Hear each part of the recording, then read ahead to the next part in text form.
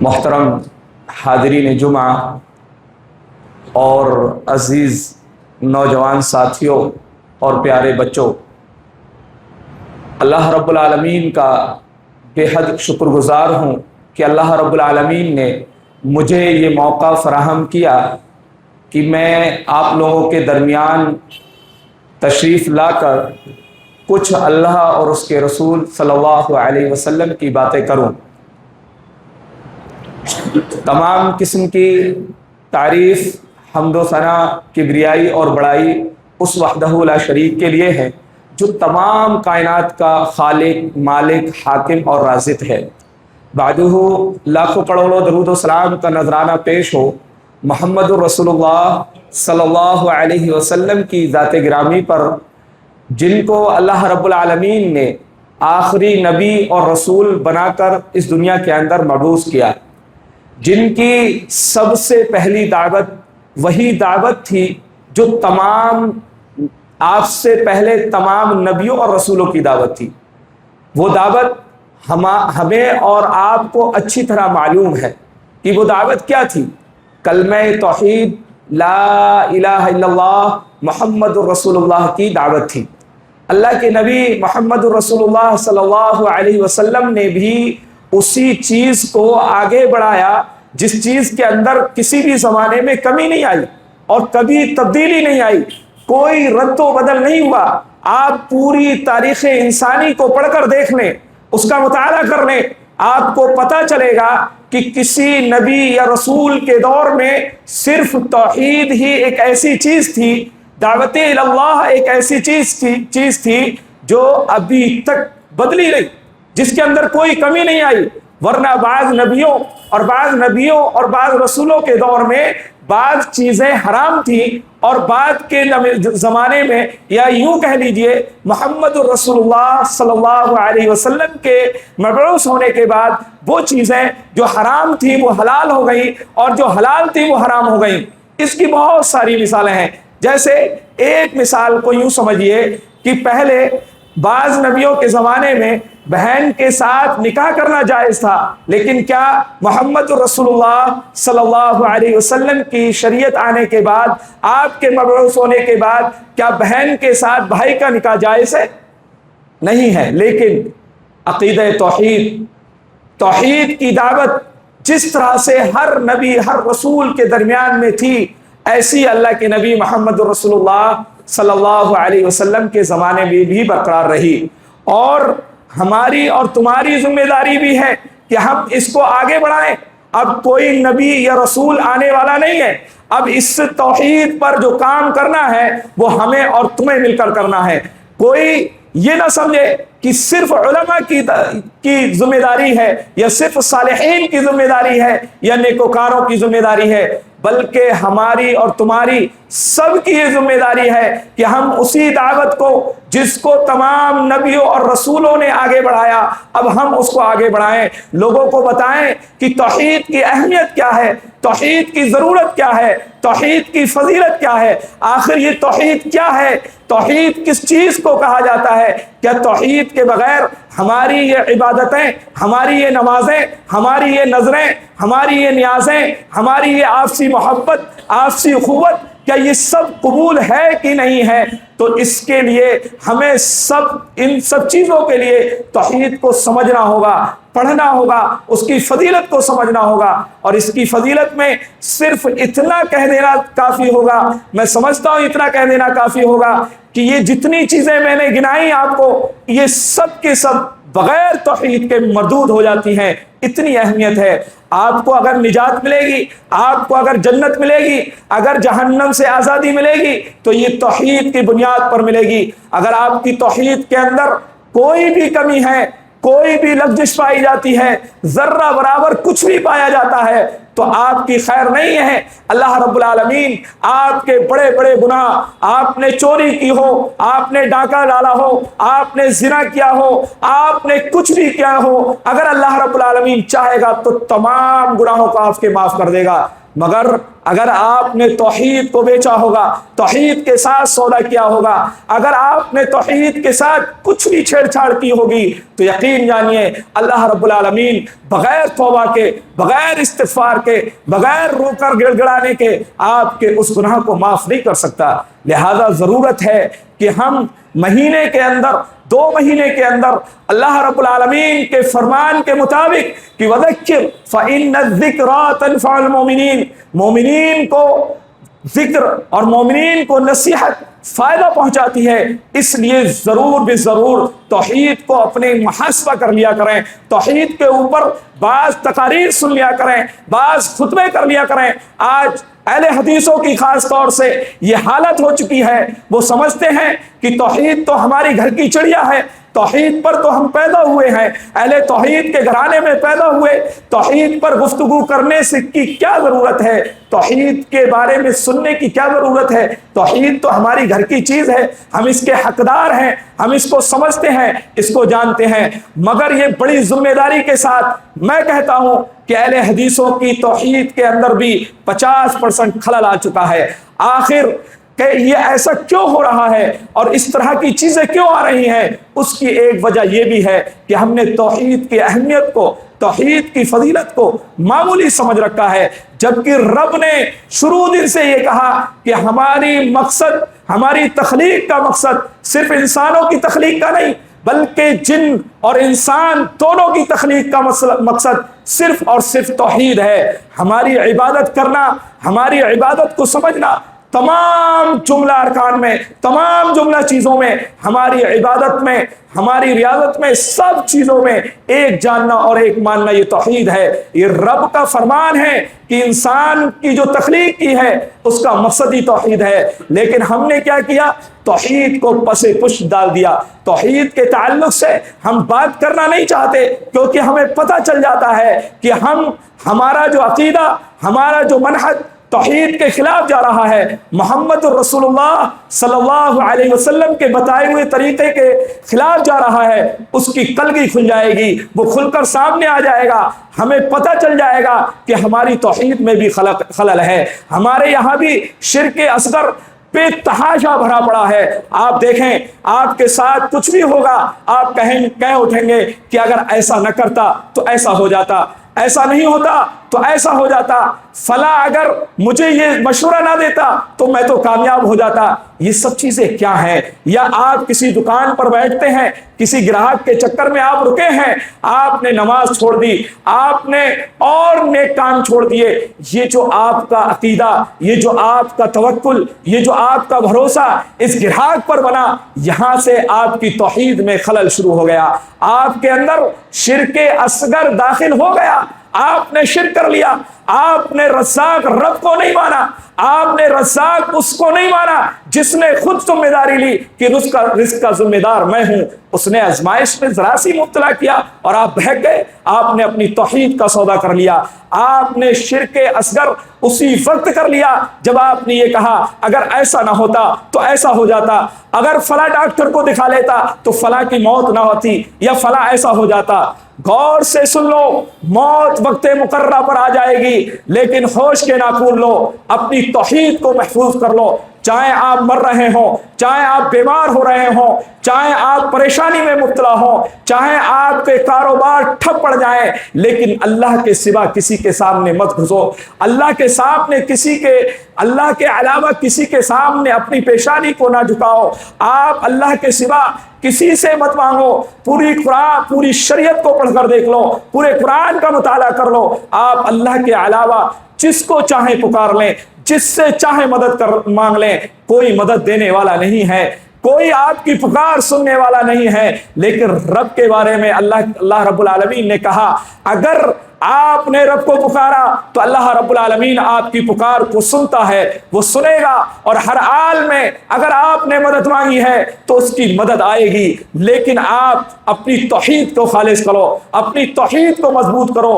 نبیوں اور رسولوں کے پاس مدد آئی، غار ثور کا واقعہ دیکھ لو، جنگ بدر کا واقعہ دیکھ لو، جبل ملائکہ کی زیارت کر دیکھ لو، سب میں پتا چلے گا کہ اللہ کی مدد آئی۔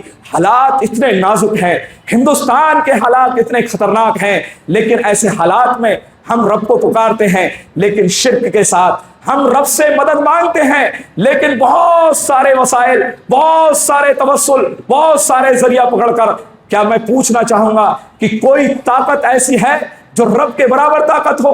کیا کوئی طاقت ہے جو اللہ کو مجبور کر دے کہ فلاں صاحب کی التجا سن لو، فلاں صاحب کی التجا سن لو اور آپ کو سننا ہی ہوگا؟ کیا ایسی کوئی طاقت ہے؟ جب نہیں ہے، بچانے والا رب ہے، دینے والا رب ہے، سمجھنے والا رب ہے، ہمیں شفا عطا کرنے والا رب ہے، تو ہم ایرا غیرہ اور نتو خیرہ کی طرف کیوں متوجہ ہیں؟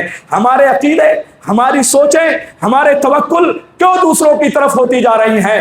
سنو رب کا قانون، اگر توحید آپ کی ثابت ہے اور توحید کو آپ نے مضبوط کر رکھا ہے تو پوری دنیا ایک طرف ہو جائے، اور ہود علیہ السلام کی طرح۔ ہود علیہ السلام کو رب نے کوئی معجزہ نہیں دیا، عیسیٰ علیہ السلام کے پاس معجزہ ہے، دستے شفا ہے، آپ مردے کے اوپر ہاتھ رکھتے ہیں زندہ ہو جاتا ہے، بیمار کے اوپر ہاتھ رکھتے ہیں شفا یاب ہو جاتا ہے۔ موسیٰ علیہ السلام کے پاس عصا ہے، واقعات بھرے پڑے ہیں۔ آپ نے سنا ہوگا کہ موسیٰ علیہ السلام نے دریا پہ عصا مارا تو دریا کے اندر پتھر کا راستہ بن گیا، ایسا راستہ بن گیا کہ اس سے بہت سارے آپ کی قوم کے لوگ نکل کر گزر گئے۔ اور وہی عصا آپ نے جادوگروں کے سامنے پھینکا تو وہ اتنا بڑا اژدہا اور سانپ بن گیا کہ تمام جادوگروں کے سانپوں کو کھا گیا۔ ہر نبی اور رسول کو معجزہ ملا، لیکن ہود علیہ السلام کو کیا معجزہ ملا؟ ہود علیہ السلام کا کیا معجزہ تھا؟ آپ نے پوری قوم کو کھڑے ہو کر، پوری قوم کو اکٹھا ہو کر کے آپ نے کہا کہ انی اشہد اللہ واشہدوا انی بریء منکم، کہ میں تم گواہ رہو اور میں بھی اس بات پر گواہ ہوں کہ میں ان تمام چیزوں سے بری ہوں جن کی تم عبادت کرتے ہو۔ اللہ کو چھوڑ کر جس کی تم عبادت کرتے ہو، اللہ کے ساتھ جن کو شریک کرتے ہو، میں ان تمام چیزوں سے بری ہوں۔ ہود علیہ السلام کا سب سے بڑا معجزہ یہ تھا۔ مفسرین نے لکھا کہ یہ ہود علیہ السلام کا معجزہ تھا۔ آج ہماری اور تمہاری حالت کیا ہے؟ ہم تو ہر اس شخص کے بہکاوے میں آ جاتے ہیں، ہر اس مکار کے اور عیار کے بہکاوے میں آ جاتے ہیں جو کہتا ہے کہ ارے دائمی آپ مریض ہیں، آپ کے یہاں یہ پریشانی بہت دنوں سے پائی جاتی ہے، چلو اللہ کے علاوہ فلاں دھاگا باندھ لو، کوئی حرج ہونے والا نہیں ہے۔ سمجھو آپ کی دنیا بھی برباد ہو گئی اور آخرت بھی برباد ہو گئی۔ اللہ رب العالمین نے طرح طرح سے مثالیں دے کر، اللہ رب العالمین نے کلام مجید میں طرح طرح سے مثالیں دے کر سمجھانے کی کوشش کی اور سمجھایا۔ اللہ رب العالمین ارشاد فرماتا ہے الم تر کیف ضرب اللہ مثلا کلمۃ طیبہ کمثل شجرۃ طیبۃ اصلها ثابت وفرعها في السماء تؤتي أكلها كل حين بإذن ربها ويضرب الله الأمثال للناس لعلهم يتذكرون۔ کیا تم نہیں دیکھتے کہ اللہ رب العالمین کلمہ طیبہ کی مثال اس پاکیزہ درخت سے دیتا ہے، اس درخت کی طرح بتاتا ہے جس کی اصل، جس کی جڑیں مضبوط ہیں اور اس کی فرع آسمان میں اس کی شاخیں پھیلی ہوئی ہیں۔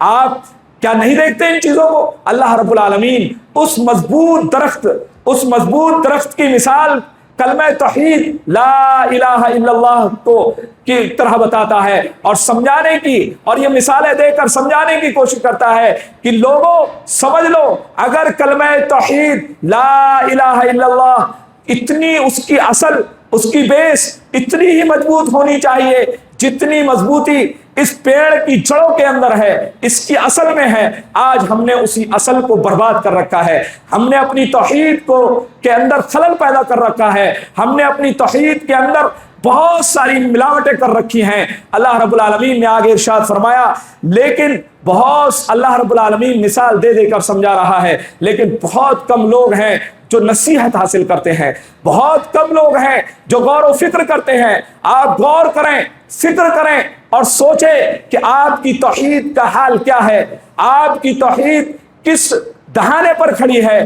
آپ نے کلمہ توحید لا الہ الا اللہ محمد الرسول اللہ پڑھا تھا۔ بعض لوگ کہتے ہیں میرا عقیدہ صحیح ہے، میرا منہج صحیح ہے، میں صرف ایک اللہ کو ہی مانتا ہوں، اسی کی عبادت کرتا ہوں، اسی کو رب جانتا ہوں، اسی کو معبود جانتا ہوں، اور اس کے نام کی طرح یا اس کی طرح کوئی نہیں ہے، نہ اس کی اسماء و صفات کی طرح کوئی کسی کی صفاتیں ہیں۔ یہ سب چیزیں میں مانتا ہوں، لیکن اس کے ساتھ ساتھ میں اور دوسری چیزوں کو بھی شامل کرتا ہوں۔ ایسے لوگ ہمارے خود اہل حدیث جماعت میں کثرت سے پائے جاتے ہیں، اور بے شمار لوگ ایسے ہیں کہ ان سب چیزوں کو ماننے کے بعد سمجھتے ہیں کہ ہمیں اس کا انکار کرنا ضروری نہیں ہے۔ ہمارے ساتھ ایسا شخص بیٹھتا ہے، ایسا شخص اٹھتا بیٹھتا ہے، کھاتا پیتا ہے، جو شرک میں بے تحاشا ملوث ہے، لیکن ہم اس کا انکار نہیں کرتے۔ لیکن کلمہ توحید لا الہ الا اللہ کے اندر پہلے نفی کرنا ہے، پھر ہمیں اس بات کرنا ہے، اس شرک کا بھی انکار کرنا ہے۔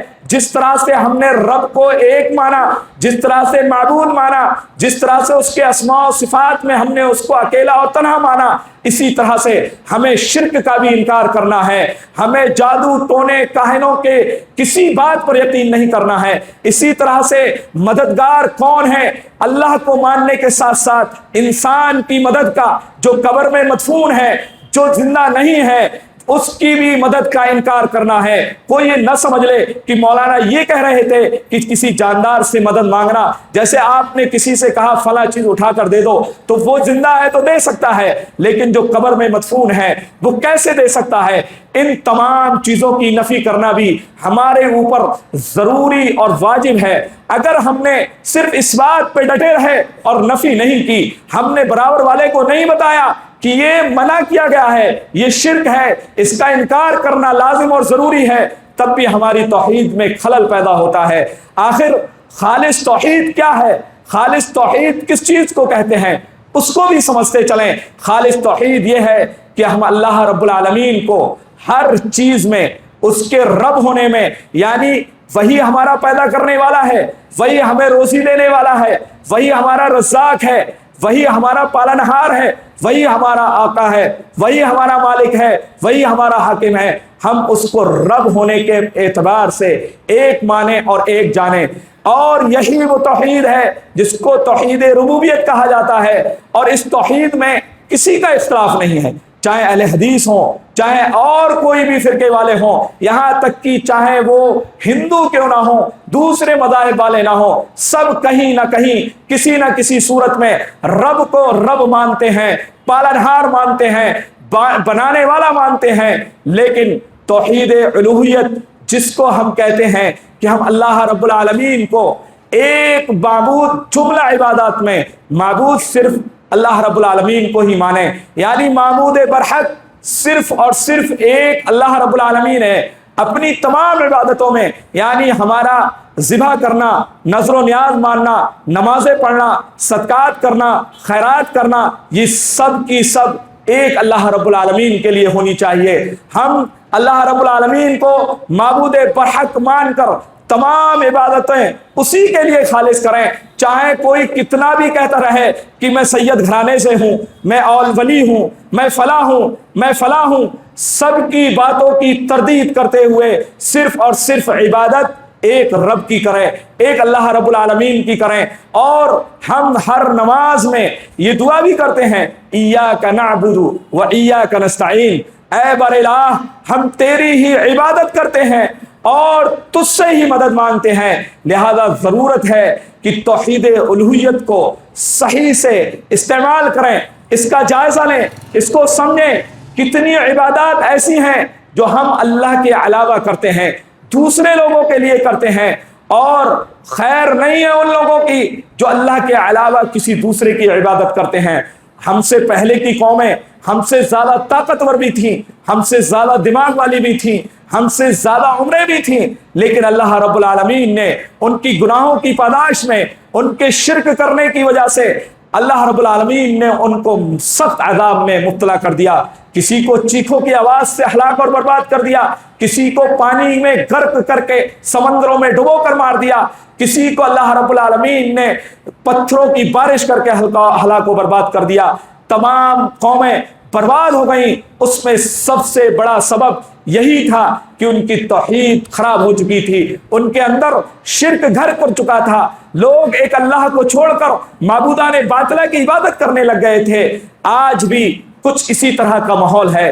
کوئی کسی کا بچہ بیمار ہو جائے تو وہ نہ جانے کس کس آستانے تک جاتا ہے، کسی کے یہاں بچے کی پیدائش میں کچھ دیر ہو جائے تب اس کے یہاں بھی شرک گھس جاتا ہے، اور کسی کے یہاں کسی کی موت ہو جائے تب بھی اس کے یہاں شرک کی آمیزش ہو جاتی ہے۔ ضرورت ہے کہ ہم رب پہ بھروسہ اس طرح سے کریں جس طرح سے محمد رسول اللہ صلی اللہ علیہ وسلم نے کیا، جس طرح سے موسیٰ علیہ السلام نے کیا، جس طرح سے صحابہ کرام نے کیا، جس طرح سے تابعین اعظام نے کیا، جس طرح سے ائمہ کرام رضوان اللہ علیہم اجمعین نے کیا۔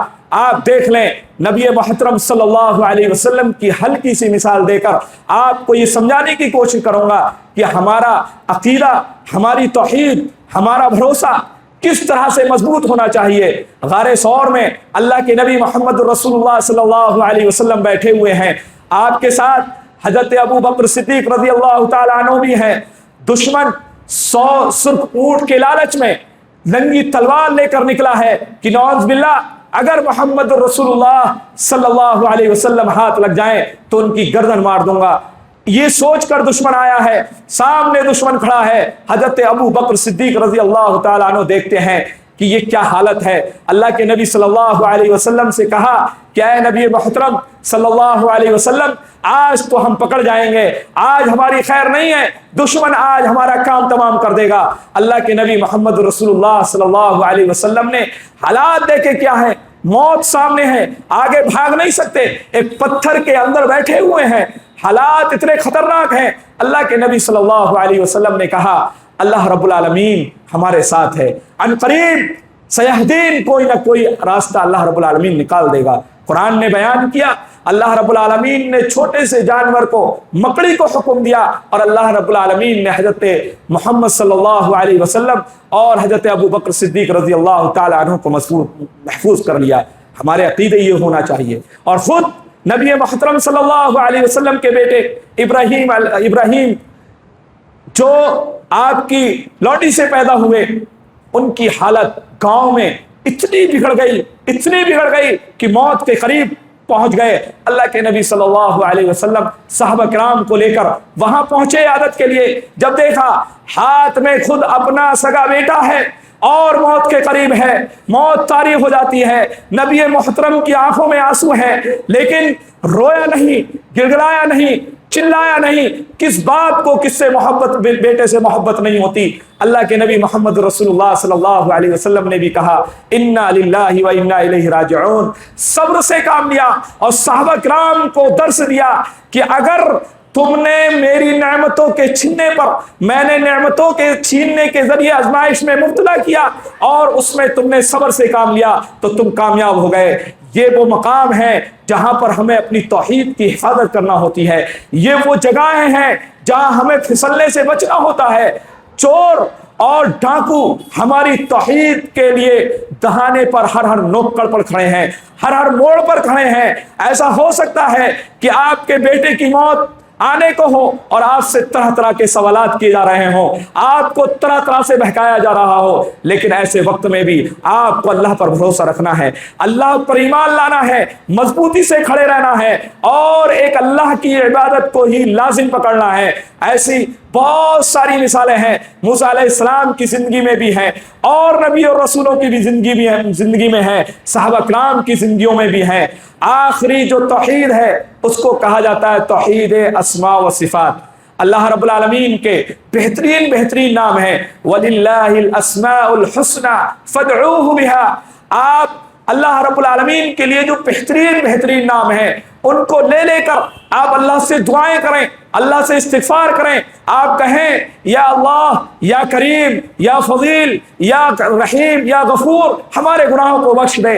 اس طرح سے آپ دعائیں کریں، اللہ کے بہترین ناموں کو لے کر اللہ کو پکاریں، ان ناموں کے ساتھ بے حرمتی نہ کریں۔ خود رب نے کہا لیس کمثلہ شیء وہو السمیع البصیر، اللہ رب العالمین کی طرح کوئی چیز نہیں ہے، نہ اس کے مثل ہے نہ اس جیسی ہے، اور اللہ رب العالمین سننے والا ہے، دیکھنے والا ہے، وہ طاقتور ہے، وہ قوت والا ہے۔ ان تمام چیزوں کا بھروسہ، ان تمام چیزوں پر ایمان اور یقین پوری مضبوطی کے ساتھ ہونا چاہیے۔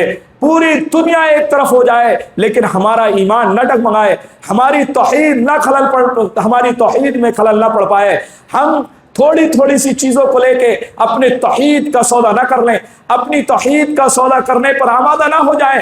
ہم اپنے بچوں کی توحید کی حفاظت کریں، ہم اپنی عورتوں کی توحید کی حفاظت کریں، ہم اپنے جوانوں کی توحید کی حفاظت کریں، ہم اپنے بوڑھوں کی توحید کی حفاظت کریں۔ جب کوئی بیمار پڑ جائے اس کے پاس جائیں، اس سے ملاقات کریں اور اس کے پاس بیٹھ کر ادھر ادھر کی باتیں نہ کریں، بلکہ کلمہ توحید لا الہ الا اللہ محمد الرسول اللہ کی تلقین کریں۔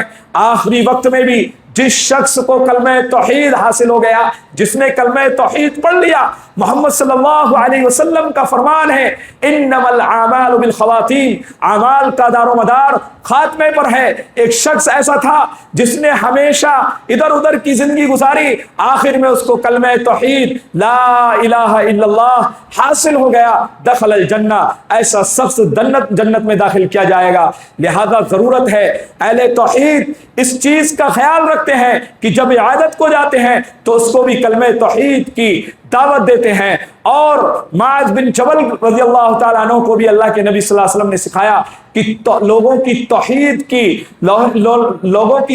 کی فکر کرو، دوسری چیزوں کی عبادت، دوسری چیزوں کی طرف توجہ بعد میں دینا، توحید کو سنوار لو۔